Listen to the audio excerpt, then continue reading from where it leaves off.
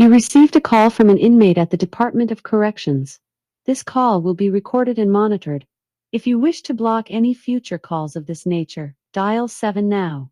To accept this call, press 5 now. To decline this call, hang up. Well, Mr. Wayway, I haven't heard from you in a while. How's everything going? Ooh, yeah, I'm always up for a new topic. What do you have in mind? Ah, yes, that made big news not too long ago here, so I'm well aware. Well, yeah, okay, yeah, I'll have to agree with you on that. You see, that's one of the things I promote. Supportive relationships make a huge difference to recovery. If we want to keep people out of prison, we need to get a better bond with friends, family, neighbors, community leaders, especially politicians. These folks can really make a difference if they go out and talk to the people that are directly affected by crime. And that's the victims, and that's the people that are investigating and the judicial system. I don't know why the public, I guess mainly because they just haven't heard about it. Yes, I will definitely look into that. And that's one of the things that I like to do. When I see somebody just dragged through the news like that, I want to get the other side of this story. I can read a newspaper article and I get the prosecutor and the witnesses and the victims. It's just, what about the person who is arrested and put in prison? What happened there? And there's been a few incidences where people were innocent. Yeah. And there's a lot of innocent people in prison. And, I like the trend that we have going where there's people that go on podcast and they go out to the community, write letters to their legislators, and try to get the story heard so that these innocent people can get out. Of course, not everybody's innocent, right? Yeah, I know. You're definitely guilty. But, when a group like the Innocence Project, I just can't help but support that. They'll at least look into the other side. It's just like with the young lady that I interviewed, Marianne Atkins, there was evidence that was left out. It really could have helped her. And I guess maybe somebody says it wasn't important or didn't pertain. That's up to the jury. That's up to the judge. I've been in a few juries, and there's things that people would consider not important that we thought was very important. And many times we'd have to say it was mentioned in the trial. Where is it? May we see that bit of evidence? And if a person's going to get a fair trial, everything needs to be put on the table. And I know in the history of this area, 100 years ago, there was some witnesses that testified in a murder trial, and the prosecutors, defense, there were some people, there was some doubt as to the honesty of these witnesses. There was some contradictions along the way, and so they wanted to try to clear that up. You have 60 seconds remaining. And I think the more we look into this, but we're just going to have to get public support, and that's really tough. Once you guys are thrown into that warehouse, you're forgotten. And that's not fair to anybody. And it certainly doesn't help reduce criminal activity out here. Okay, yeah, family is extremely important. And it could make or break a case. You have 30 seconds remaining. Well, that's a very good topic. Thanks for bringing that up. And I am going to run with that and see what I can do to help out some of these folks and get some justice going. Okay, yes, I will definitely say hi to her and let her know that you're thinking about her. Okay, well, take care of yourself. And thanks for the call. It really helps.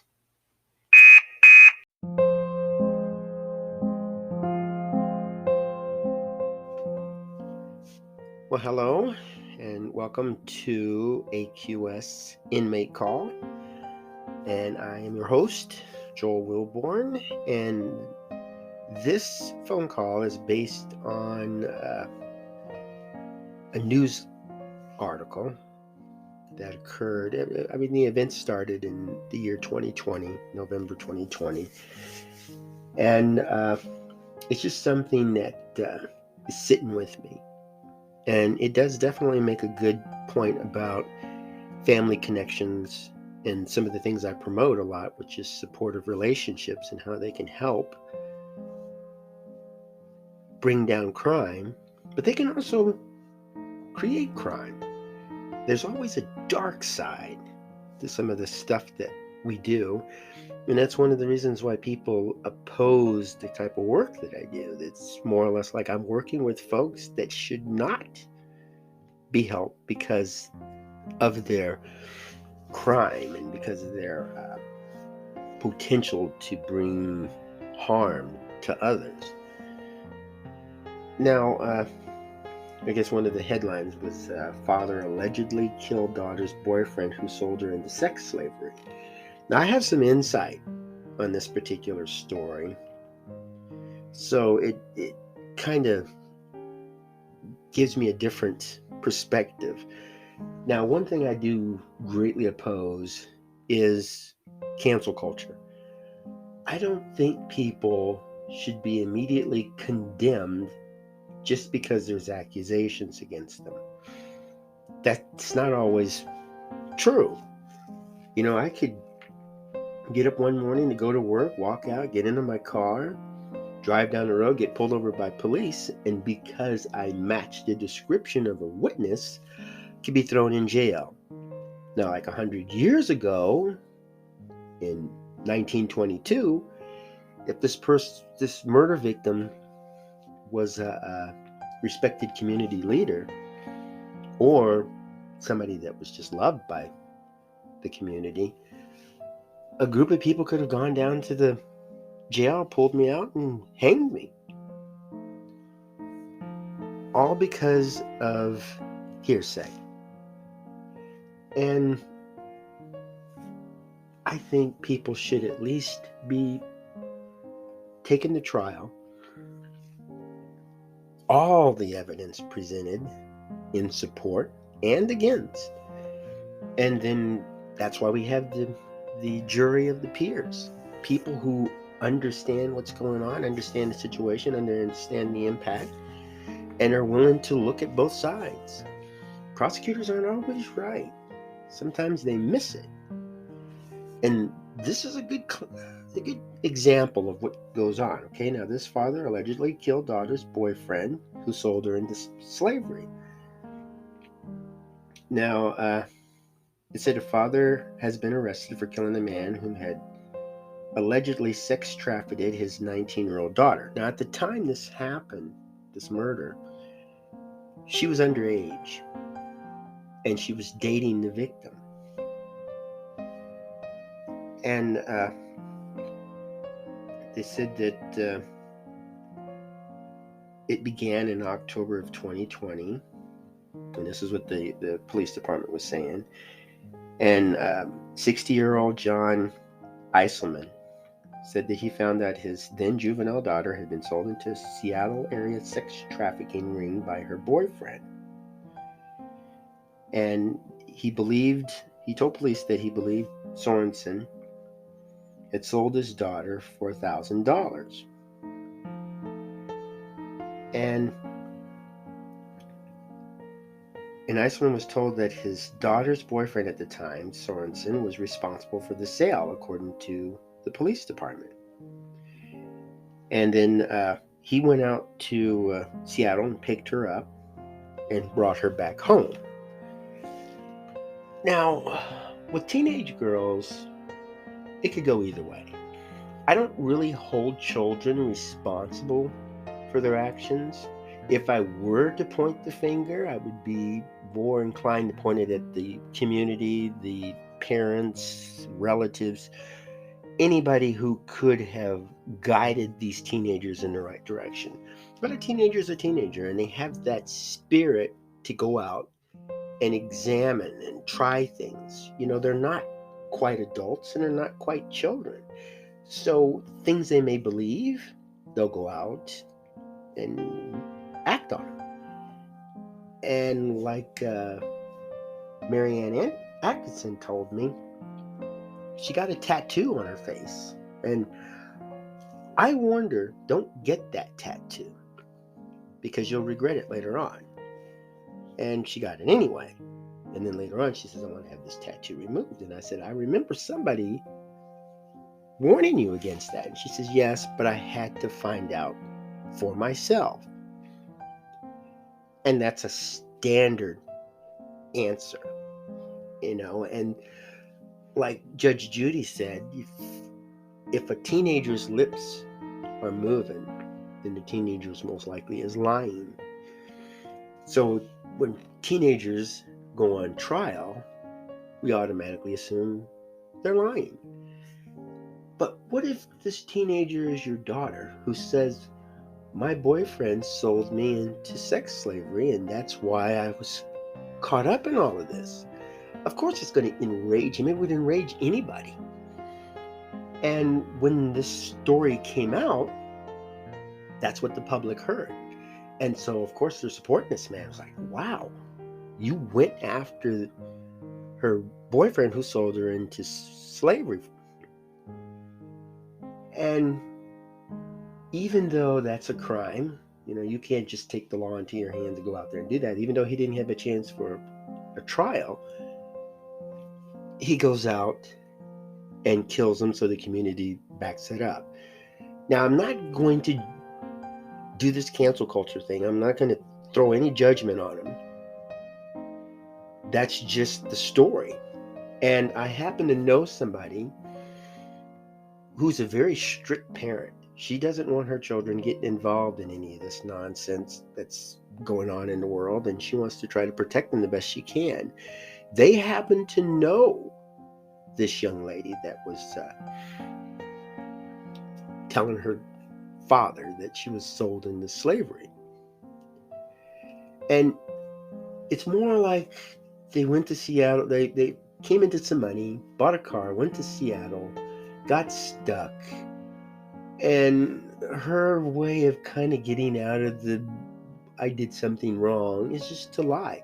I don't think in her mind, and I don't know this for sure, I don't think in her mind that she wanted her dad to kill this man. She just was probably angry. Some events probably popped up. A lot of things could have happened. And for us to pass judgment, she's a child. And the dad should know that. It's like, okay, you're saying this stuff, let's back it up. You can't just immediately believe a person who's in a bad situation. If she could get into a world of trouble by telling the truth, you have to take that into consideration. Is she lying to cover up something, or is she telling the truth? And the police department had no record of this. The Seattle police, nobody said anything. We don't have a history of this person. And of course, when it comes out in the news, the family of the victim comes out and says, we would like our side of the story to be told. He's a good man. He cares about people. He would bring homeless people home to help them. And you would feel warm and comfortable knowing somebody like that is out there.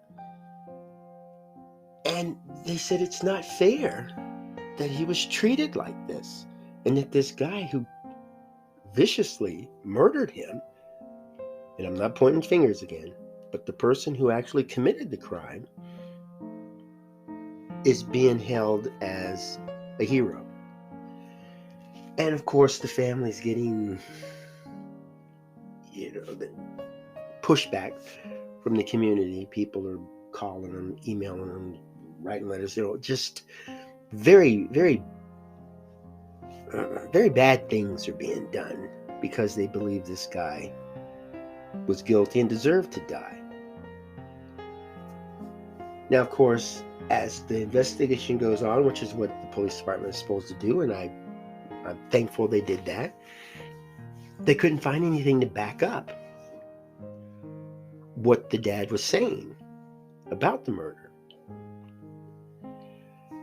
And so, without any evidence that he had in fact sold this young lady into slavery, you can't really pin anything on the victim.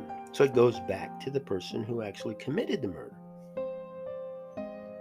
And the young lady, her little cover-up, of course, is exposed. And once again, I don't blame children for their actions as much as I blame the parents. He knew committing murder was wrong. He knew that just blindly trusting his daughter had risks. So if all of this is in fact true, we have to look at the impact of families on people who are locked up. If we block them from writing letters, making phone calls, visitation, whether it's a pandemic or whether it's some kind of punishment for breaking a rule or the law, we have to look at the impact to the family, to the system, to the incarcerated person. And we have to take that into consideration for reducing crime. In this particular case, family bond may well have contributed to a crime. And when we lock a person up and we charge them exorbitant fees for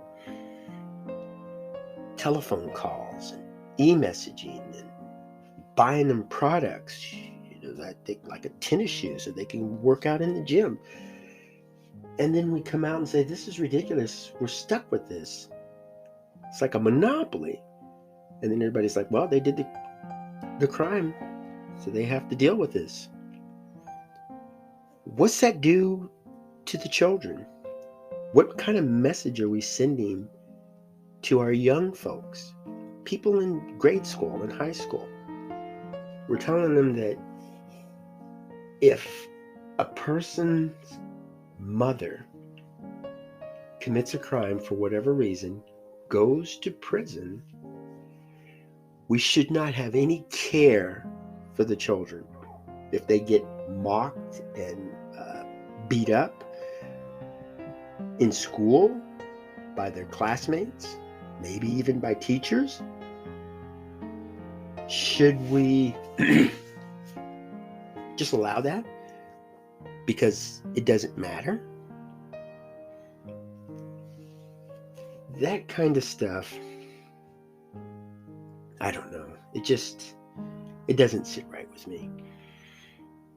And if we give the people fair trials, treat the people justly while they're locked up, and during a video visit, they tell their children what's really going on and what's being done to help them, it will give their children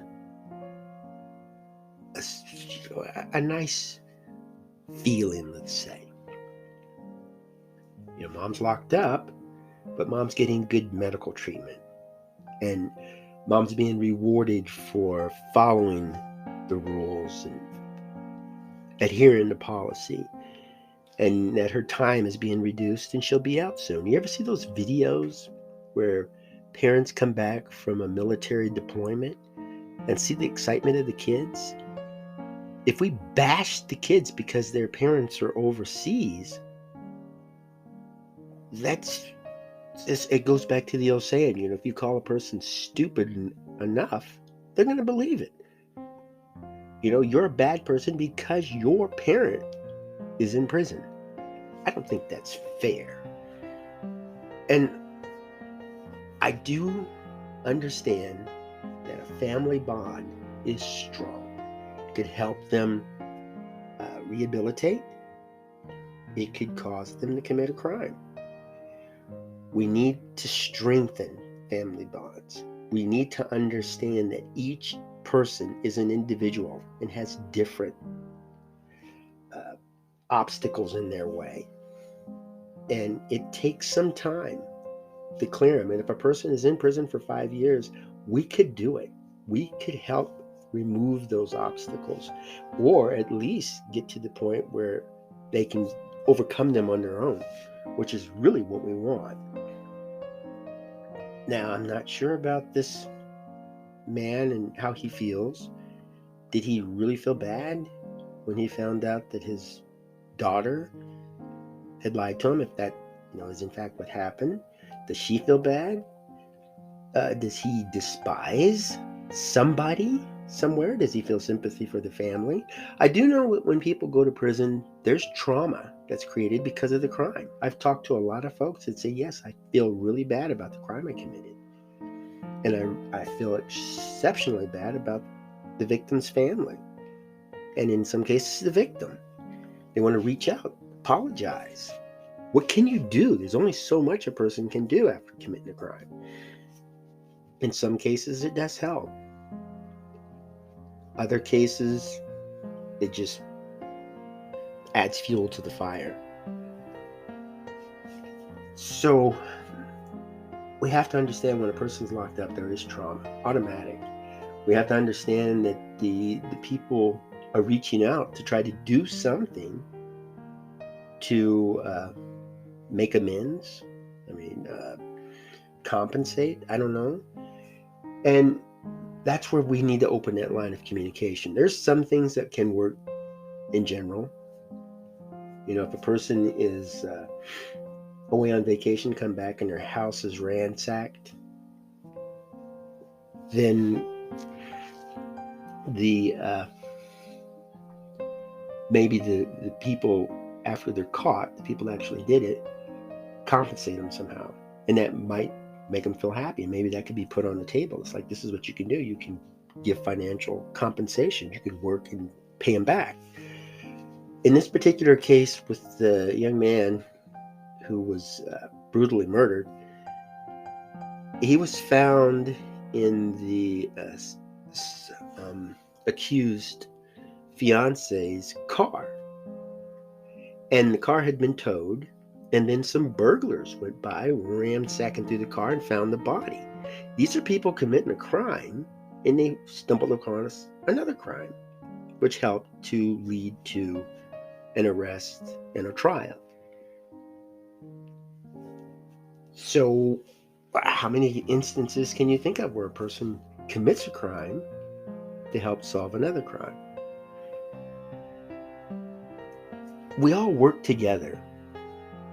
And we can take advantage of bad situations, and we could misuse good situations. We need to open a line of communication. We need to understand that we're on this planet together.